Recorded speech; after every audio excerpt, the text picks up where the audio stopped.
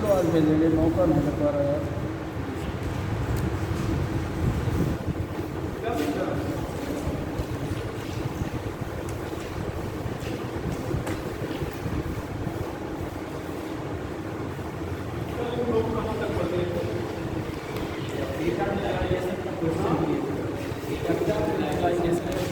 Data आपने अप्लाइजेशन के question.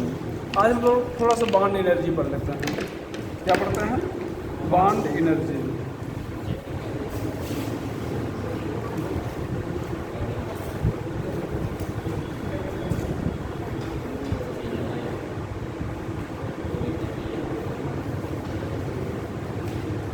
Amount of energy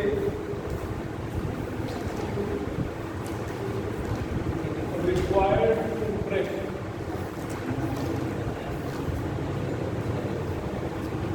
the bond,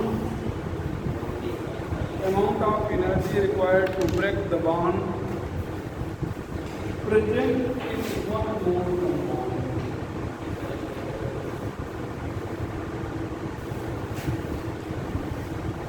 थोड़ा सा गलत हो रहा है, एवरेज आपको word average amount of energy required to break the bond present in one mole compound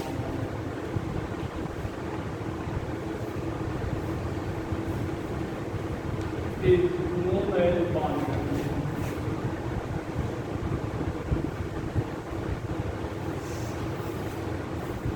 Known as bond energy. While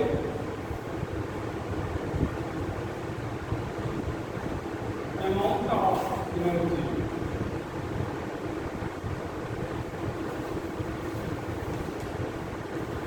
required to break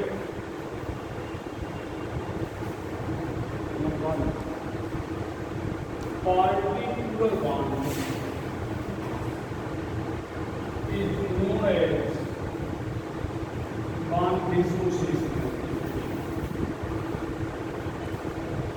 Bond dissociation energy, where amount of energy required to break the bond present in one mole, मतलब एक मोल compound पे जो bond है उसको तोड़ने के जो energy लगेगी उसको क्या कहोगे? Bond dissociation energy. जबकि किसी पार्टिकुलर बॉन्ड को तोड़ने के लिए जो एनर्जी लगेगी उसको बॉन्ड डिसोसिएशन एनर्जी कहोगे। It is different, it is different for different concepts.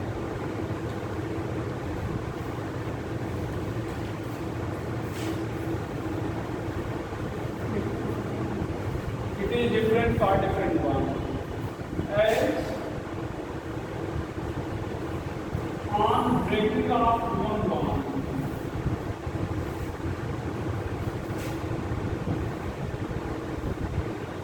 as on breaking of one bond, electron density of single atom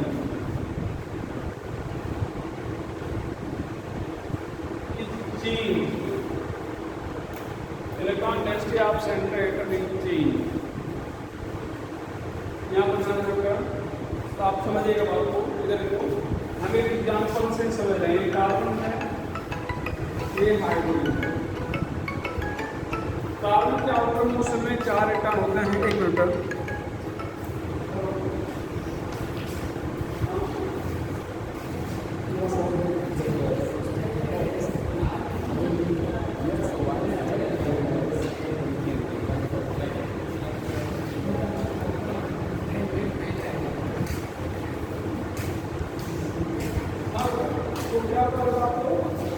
carbon के आउटर मोशन में 4 एटम होते हैं। 4 शेयर करके आपके पूरा कर लिया है। हो गया आपके पूरा? हो गया ना भैया? अब ध्यान दो, इसको तोड़ रहे हैं, इस बांध को तोड़ रहे हैं, तो इसको कहेंगे CH बांध। C और H के बीच में ना CH बांध करेंगे। मान लो इसको तोड़ने के लिए x किलो कैलोरी एनर्जी लगेगी, तो ये x किलो कैलोरी CH बांध की बॉन्ड डिसोसिएशन एनर्जी है। तो अगर इसको तोड़ने के लिए x किलो कैलोरी लग रही है, तो इसको तोड़ने के लिए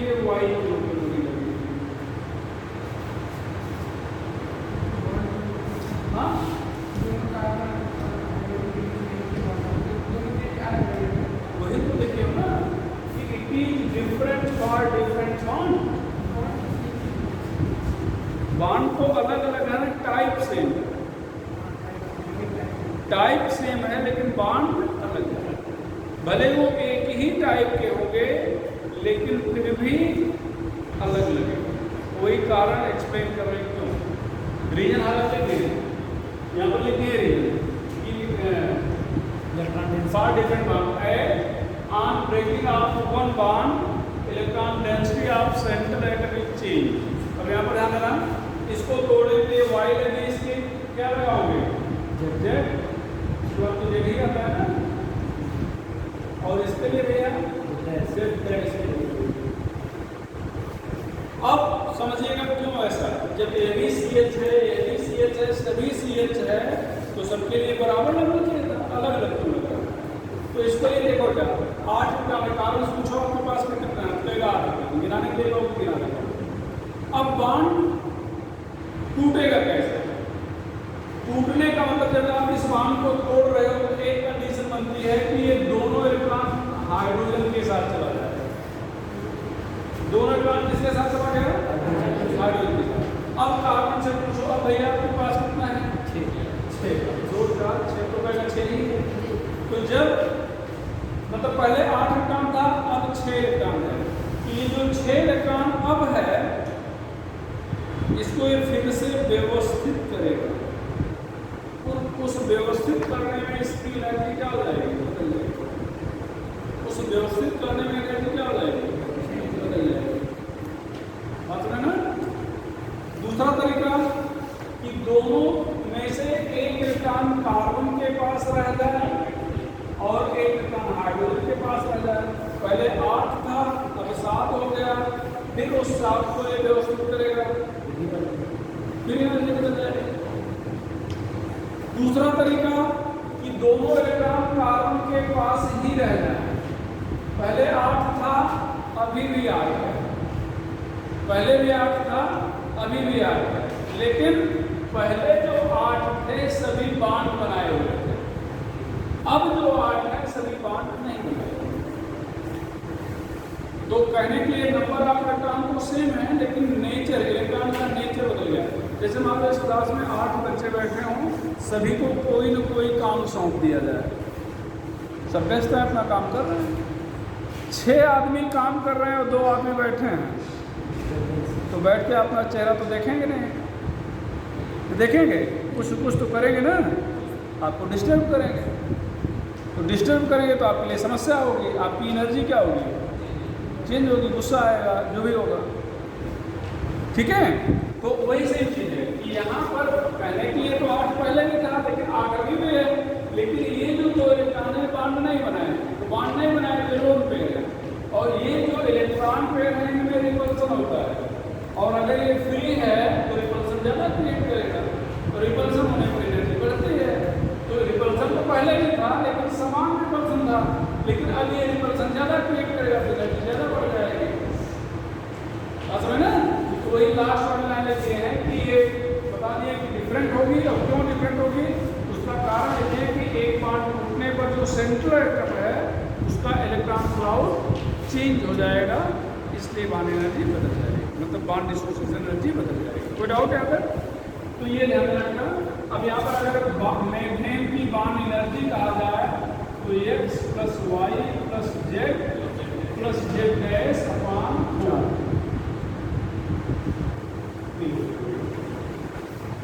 ये बॉन्ड एनर्जी है। ये क्या है?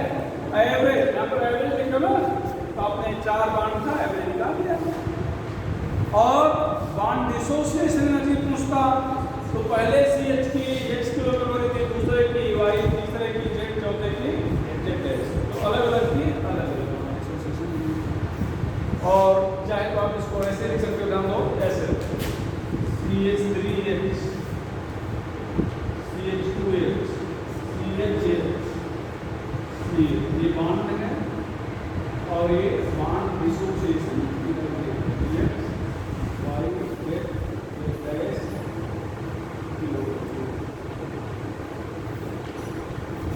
ठीक है। तो मतलब इस एक बॉन्ड की बॉन्ड डिसोसिएशन x किलोकैलोरी, दूसरे की y, तीसरे की z और चौथे की z'। ऊपर इक्वेशन भैया एक चीज और हम आपको बताना पसंद करेंगे कि अगर कोई भी इंथैल्पी चेंज बॉन्ड एनर्जी के कॉन्सेप्ट से सॉल्व कर रहे हो तो यहाँ पर डेल्टा है, यहाँ पर जाएगा H R minus H P. एक बॉन्ड एनर्जी इज गिवन, एक बॉन्ड एनर्जी इज गिवन।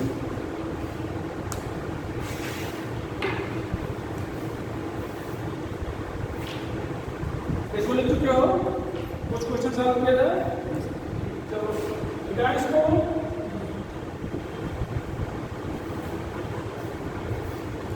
भैया यहाँ पर वाटर है, कितने एच हैं? दो। तो यहाँ पर मान लो ये तोड़ा गया, ये OH, ये X किलो कैलोरी और यहाँ पर OAH, ये आयन नहीं लिख रहे हैं, O प्लस H, ये क्या हो जाएगा? Y calorie. क्या हो गया? Y। अब यहाँ पर इसको आप ऐसे कर सकते हो कि ये OH कैंसिल हो जाएगा, यहाँ पर क्या हो जाएगा? ये OH, यहाँ पर क्या हो जाएगा? 2H प्लस 4 बराबर कितना? X plus Y calorie. तो ये क्या है?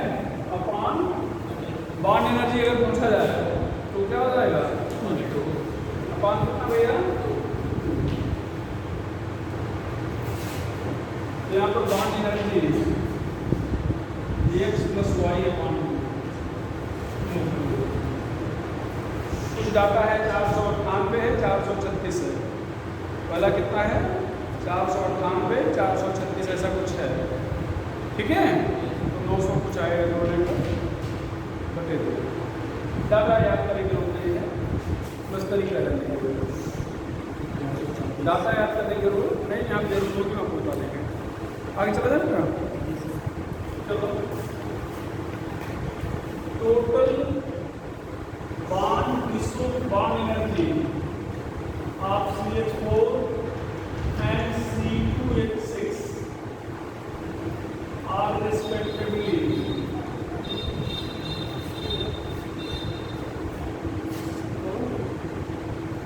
360 and 625 किलो कैलोरी पर मोल।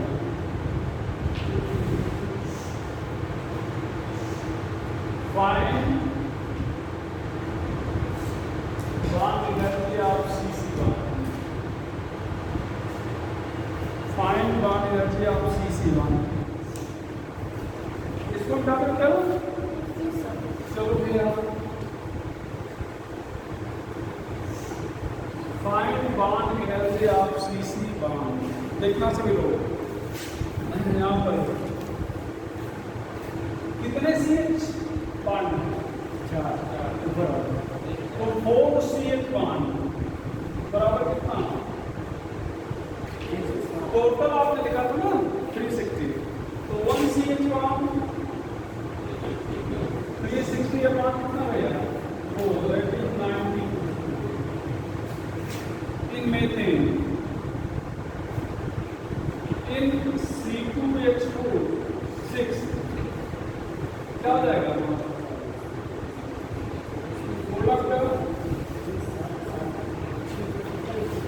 तो कितना हो जाएगा? 6CH प्लस CC बराबर कितना?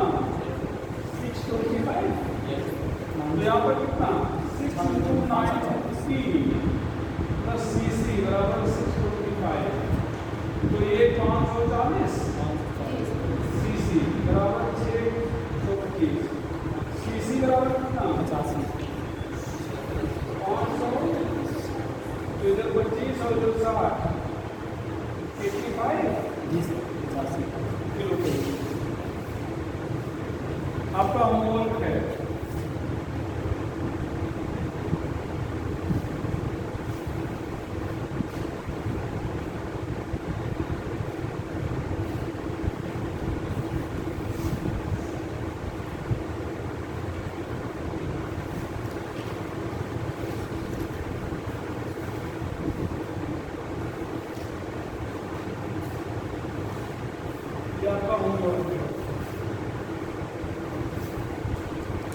स्ट्रक्चर जिसका का वो बनाते हैं अमोनिया का जानते होंगे।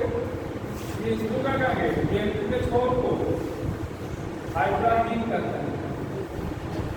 ये बना दिया हमने स्ट्रक्चर, इसको आपको ये लगे कि स्ट्रक्चर नहीं बना पा रहे हैं। आ जाएगा ना, आ जाएगा निर्माण। चलो आ जाएगा, चलो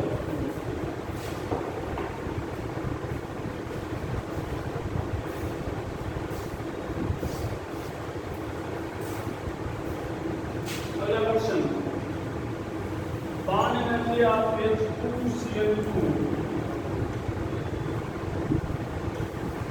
and HCl are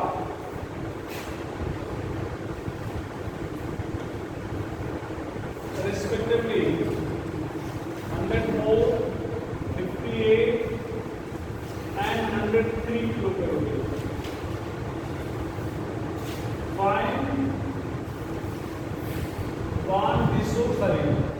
Find heat of formation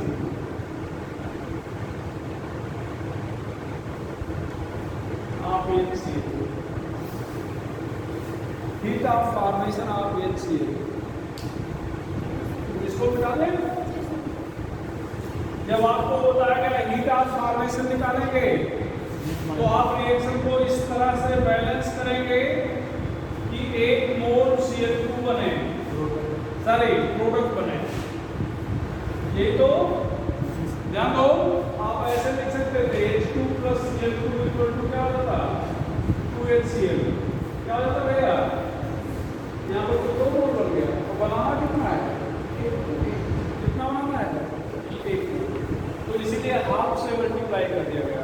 अब यहाँ पर देखना डेल्टा HF, यहाँ पर half H2 plus half HCl2 minus HCl। इसका मतलब क्या हुआ, ये देखो जो कैपिटल H है इसका मतलब enthalpy of H2, enthalpy of Cl2। अब आप कहोगे एलिमेंट की एंथैल्पी 0 मान लेते हैं, तो एंथैल्पी नहीं मतलब वन एनर्जी है। तो अब यहाँ पर कितना लिखोगे, half into 104, half into 58 minus 103, तो कितना बेटा 52 प्लस 29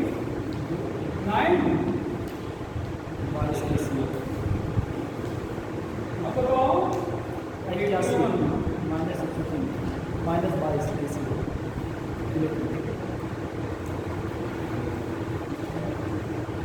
एक चीज ध्यान दो, जैसा मैंने आपको कहा, अगर बॉन्ड एनर्जी का कॉन्सेप्ट दे दिया है, बॉन्ड एनर्जी का कॉन्सेप्ट, तो आप चाहे जो भी हीट निकालेंगे मतलब एंथैल्पी चेंज, तो हमेशा R माइनस क्या करोगे P, जबकि ऐसा पढ़ाया नहीं गया आपको। लेकिन अगर कॉन्सेप्ट बॉन्ड एनर्जी का है तो हमेशा R माइनस P ही करोगे। इधर पूरा मैं भैया, चलो अब एक और question from following data.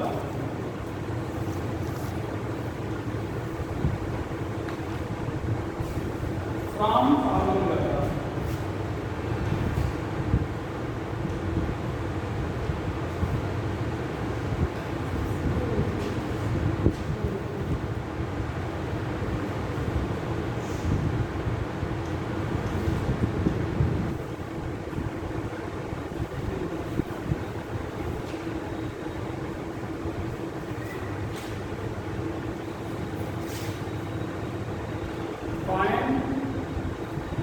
heat of hydrogenation of ethylene C2H4, जहाँ पर जीनेशन वर्ड पूछा जाए, इसका मतलब वो प्रक्रिया हो रही है। हाइड्रोजनेशन मतलब हाइड्रोजन जुड़ रहा है, इसको जाने क्या ये क्वेश्चन AI पेपर में आया हो, और ये क्वेश्चन नहीं करता। ये क्वेश्चन में बेटा ये अलग डाटा हमने यहाँ पर किस में किलो कैलोरी ना, जो डाटा दिया था नीट में वो जूल में दिया था, उसे कोई मतलब थोड़े है। बस ये आंसर बदलेगा ना, कितना क्या ये आंसर 22 किलो कैलोरी जो है वो किलो जूल में हो जाएगा, तो कुछ और डाटा आ जाएगा, लेकिन तरीका तो वही है।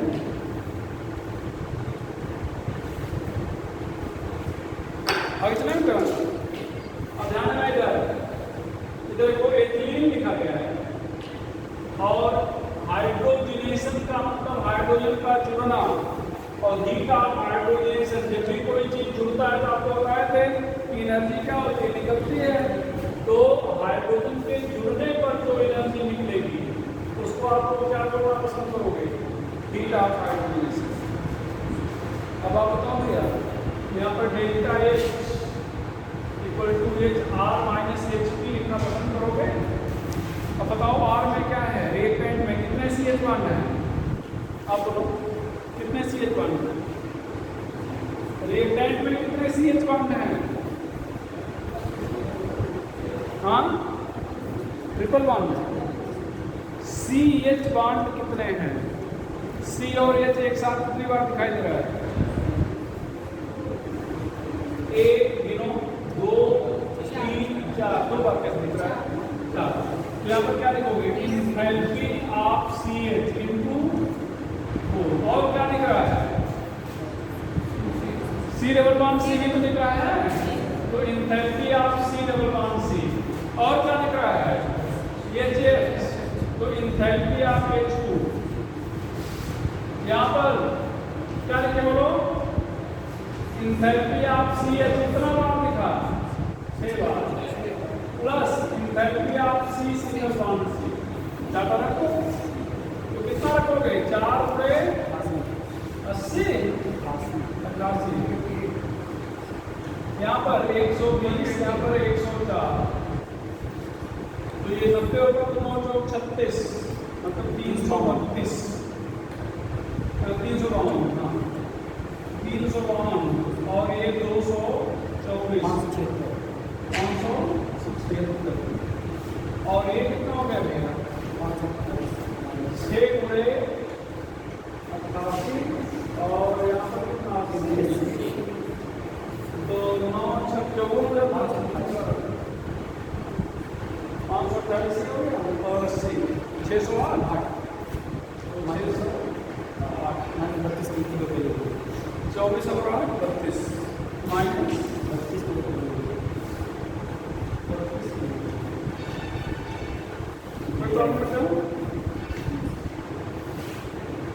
बन जाएगा ना?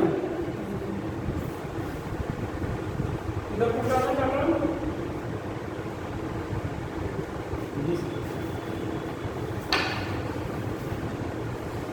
चलो अगला, heat of formation.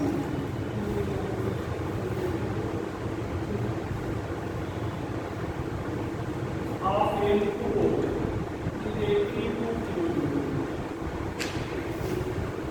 find its resonance energy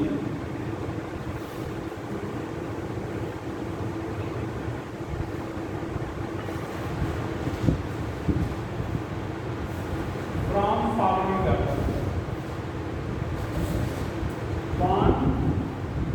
Bond dissociation energy.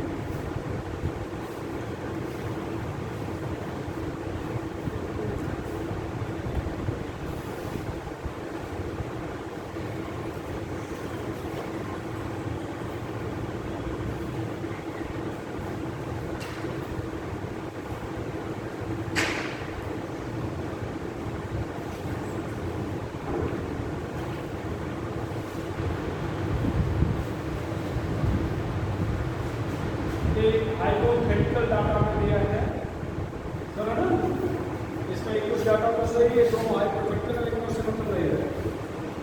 ये डबल बॉन्ड, हाँ डबल बॉन्ड, 4 बात है, 4 ये डबल बॉन्ड हो गया, ये डबल बॉन्ड है, ये डबल बॉन्ड है।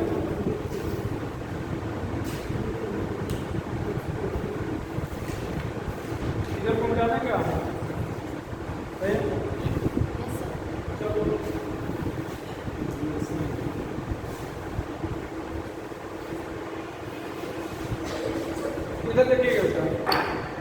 समझिएगा, यहाँ पर N2 plus half O2 equal to N2 ऐसे बनेगा। इधर N2 ऐसे लिख सकते हो, N2 ट्रिपल मान लेना, O डबल मान लो,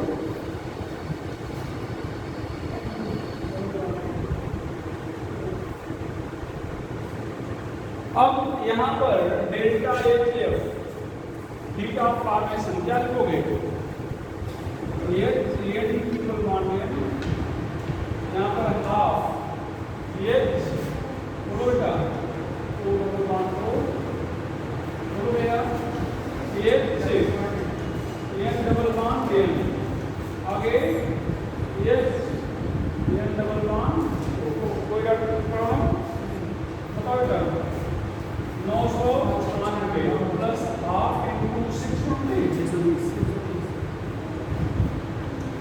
यहाँ पर मेरा 5 450 और 5 46 तो कितना रहेगा 996 और 310 9 3 12 आ गया, और ये कितना रहेगा 5 4 9 1036, देख लेना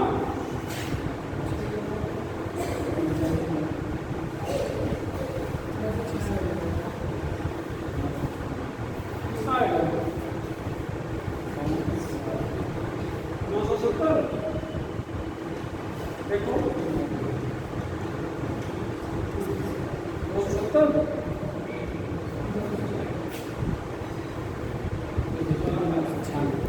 हाँ 310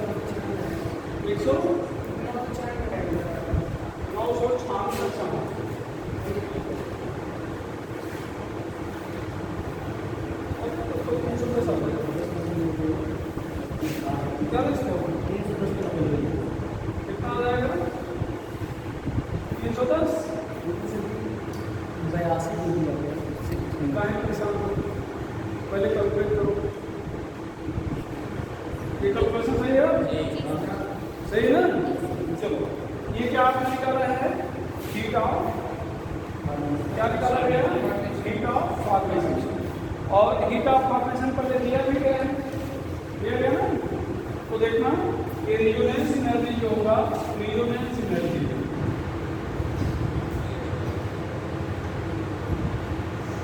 equal to delta H F experimental, delta H X experimental minus delta H F theoretical. तो जो आप यहाँ पर ध्यान दो भैया, इधर आप ध्यान दो, ये हीट ऑफ फॉर्मेशन दिया गया ना, ये जो दिया गया है इसका मतलब ये एक्सपेरिमेंट से दिया गया होगा, जो डाटा दिया होगा सेम डाटा अगर दो बार, एक बार दिया और एक बार कैलकुलेट कर रहे हो, तो जो दिया होगा वो एक्सपेरिमेंटल होगा, और जो कैलकुलेट कर रहे हो क्या है, थ्योरेटिकल। तो क्या है, थ्योरेटिकल। तो जो डिफरेंस आएगा उसको आप लोग क्या कहना पसंद कर रहे हो, रिजोनेंस एनर्जी। तो कितना आ गया भैया, माइनस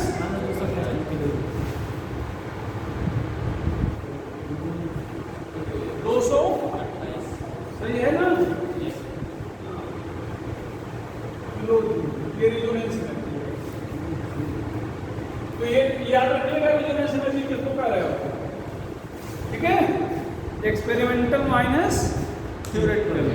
तो जब रिजोनेंस एनर्जी कैलकुलेट करने के लिए कहेगा तो एक डाटा दिया रहेगा और दूसरा आप कैलकुलेट करोगे, मतलब वही डाटा जो दिया है, वही वैल्यू प्रॉपर्टी, वही प्रॉपर्टी आप क्या करोगे, कैलकुलेट करोगे, दोनों का डिफरेंस ले लोगे, जो दिया है जो आपने कैलकुलेट किया, तो आपको मिल जाएगा resonance energy.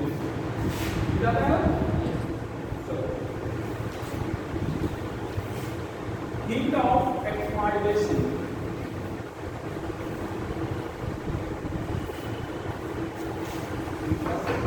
Heat of एक्टिमाइजेशन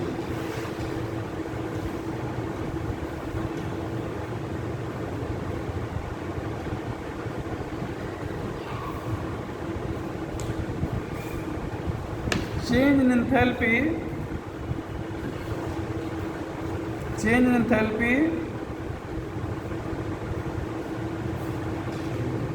when one mole of a substance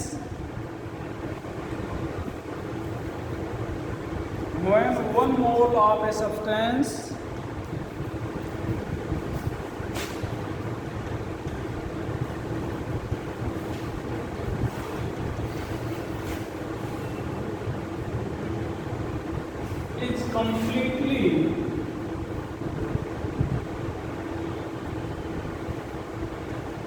dissociated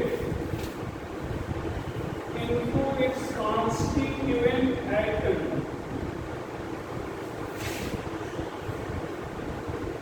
in gaseous state.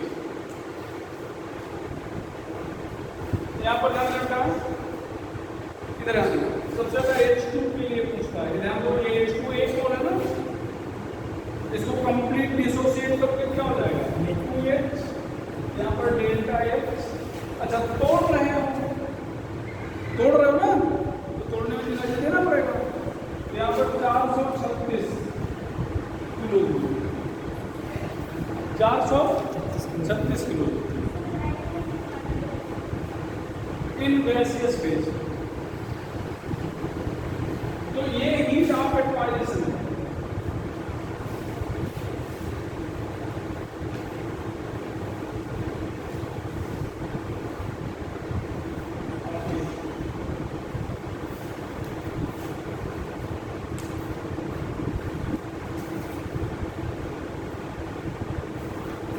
Basis होना जरूरी है। हाँ, heat of solution,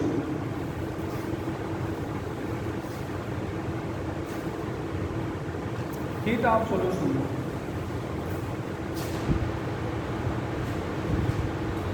change in energy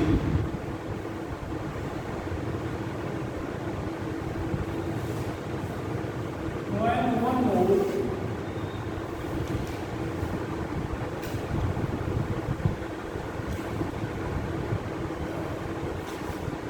compound is dissolved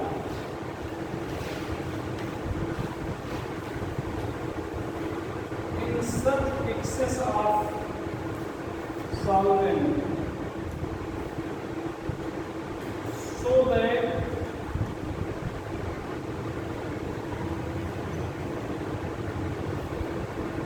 on further addition of solvent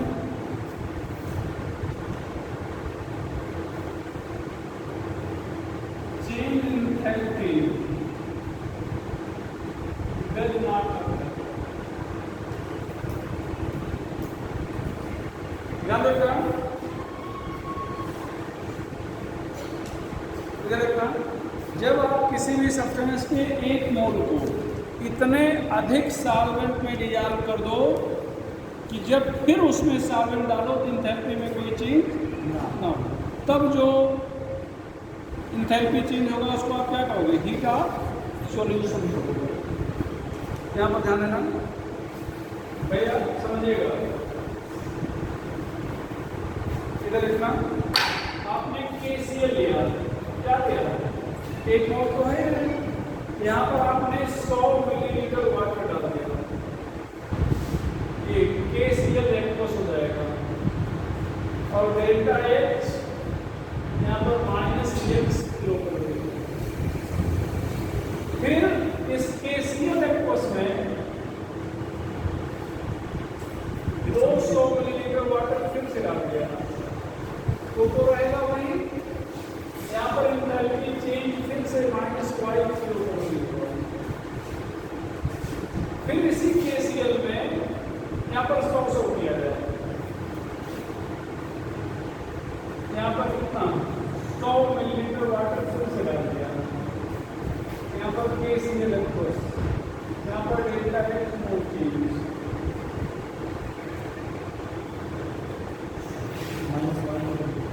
तो यहाँ पर क्या हो जाएगा, KCl ये सब कैंसिल हो जाएंगे,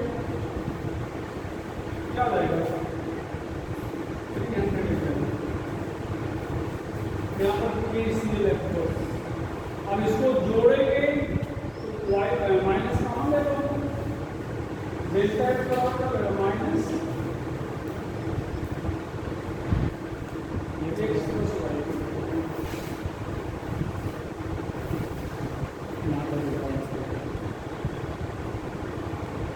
ठीक है ना, ये माइनस कहाँ ले लिया, माइनस कहाँ ले लिया x प्लस y, लेकिन वो माइनस x माइनस y नहीं जाएगा। अच्छा, हीट ऑफ डाइल्यूशन क्या है, ध्यान देना, हीट ऑफ डाइल्यूशन, जब आप हीट ऑफ सॉल्यूशन कैलकुलेट कर रहे हो तो किसी दो स्टेप के एनर्जी का जो डिफरेंस होगा तो डाइल्यूशन होगा। जैसे जब आपने 100 मिलीलीटर वाटर डाला था तभी ये सॉल्यूशन बन गया था, बन गया था, बन गया था सॉल्यूशन तो तभी बन गया था, लेकिन फिर आपने वाटर डाला, तो जब आपने फिर वाटर डाला तब सॉल्यूशन नहीं बनाया है, तब आपने डाइल्यूट किया, तो आपने क्या किया है, डाइल्यूट किया है, ठीक है, मिला दो इसको, हीट ऑफ डाइल्यूशन।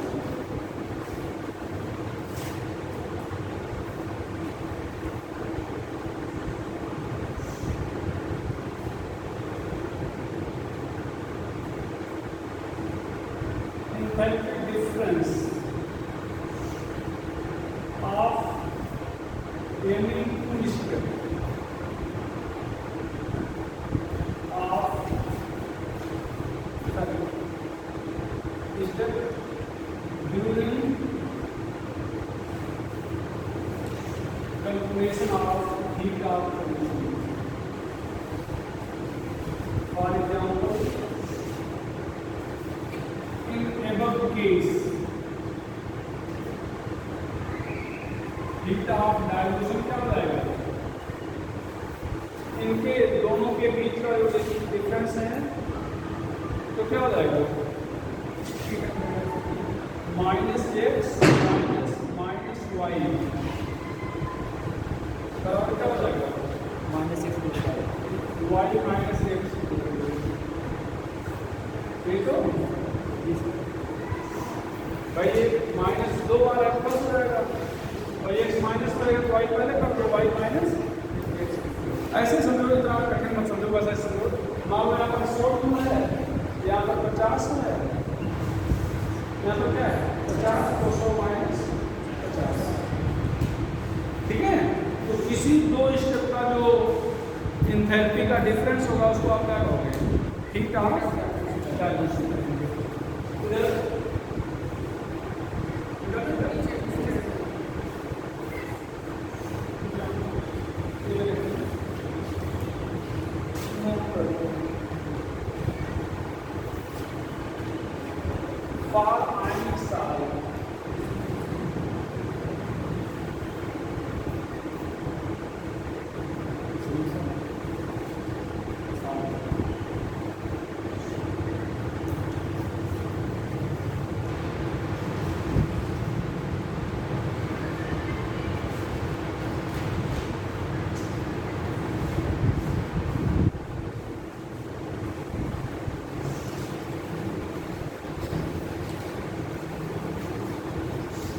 ये क्या है, लैटिस एंथैल्पी,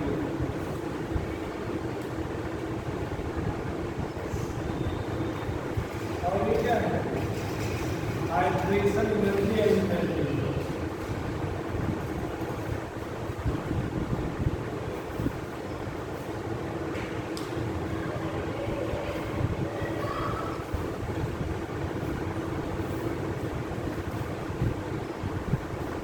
यहाँ पर 12 स्केल,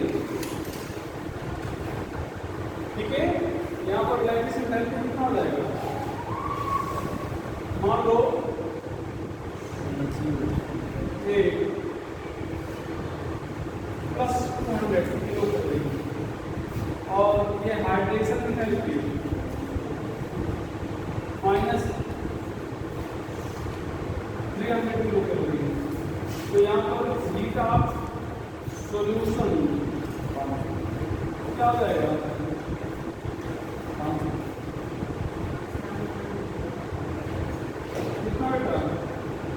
प्लस 200 माइनस 300 माइनस 100 क्या हो जाएगा माइनस 100 किलो कैलोरी।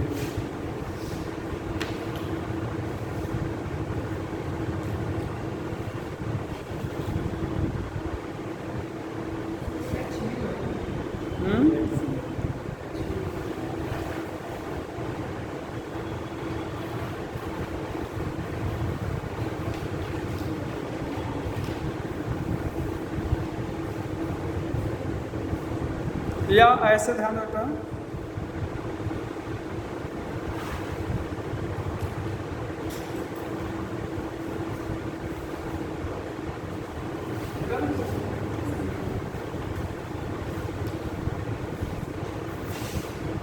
इसको भी नोट करके याद रखेंगे। ये जो अभी लिखाने चल रहा है ये कई बार पूछ लेता है। दो क्वेश्चन बने हुए हैं आपके, कॉपर सल्फेट के बारे में, एक बेरियम क्लोराइड के बारे में। ठीक है, कॉपर सल्फेट वाला हम करा दे रहे हैं, देखना।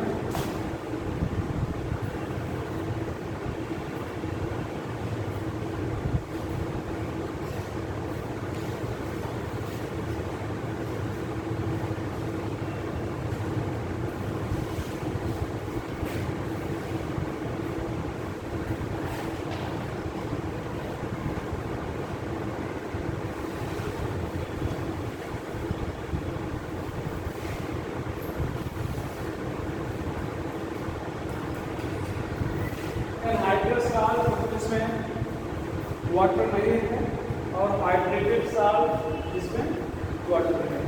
हम एक क्वेश्चन करा दे रहे हैं और ऐसा जैसा हमने कहा कि दो क्वेश्चन पूछता है, एक बेरियम क्लोराइड के लिए और किसके लिए होगा कॉपर सल्फेट के लिए। तो यहाँ पर आप क्वेश्चन लिखोगे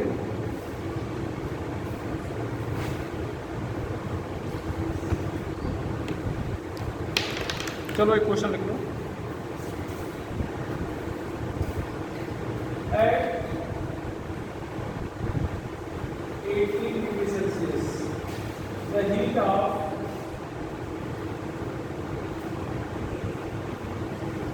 solution of anhydrous copper sulfate in large excess of water minus 15.9 kilocalorie per mole, while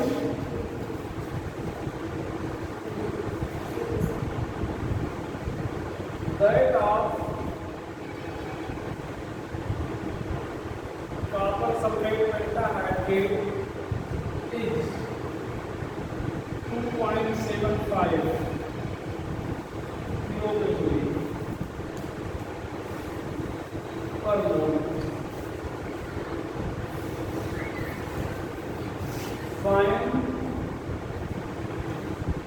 heat of hydration of copper sulfate. Find heat of hydration of copper sulfate. यहाँ पर ध्यान रखना ये क्या है, एनहाइड्रस है और जिसके लिए वैल्यू कितना है, और ये हाइड्रेटेड है देखो जिसके लिए वैल्यू कितना है। तो क्या रखोगे माइनस 15.9 माइनस यहाँ पर कितना, तो कितना लगेगा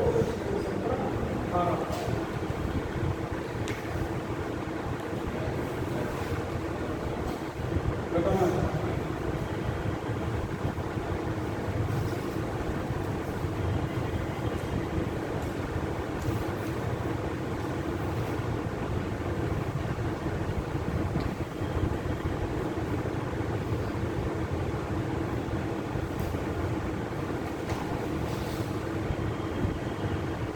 ठीक है।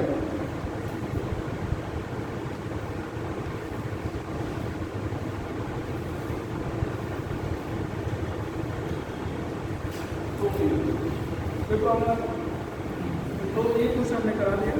आगे फिर अब हम लोग नेक्स्ट चर्चा करेंगे। अब ये चैप्टर 1 या 2 लेक्चर का और रह गया है। एक अभी इसमें फर्स्ट लॉ पे भी एक दिन और बात करेंगे, कुछ फिजिकल चेंज के बारे में, ठीक है, और एलोट्रॉपिक मतलब चेंज के बारे में, इन सारी चीज़ों के बारे में बात करेंगे। कुछ और क्वेश्चन कराएंगे इस पर, ठीक है। तो एक दिन ये हो जाएगा, एक दिन सेकंड लॉ हो जाएगा, ठीक है। कुछ आप है ठीक है, और थोड़ा सा पढ़ो आपको, है ना।